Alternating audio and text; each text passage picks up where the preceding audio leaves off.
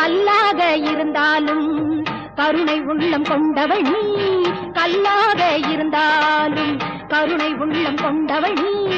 காண வரும் பக்தருக்கு காட்சி தரும் தேவி நீ, காண வரும் பக்தருக்கு காட்சி தரும் தேவி நீ. காலம் கூட உன்னை கண்டு காத வழி சென்றிடுவான், காலம் கூட உன்னை கண்டு காத வழி சென்றிடுவான்.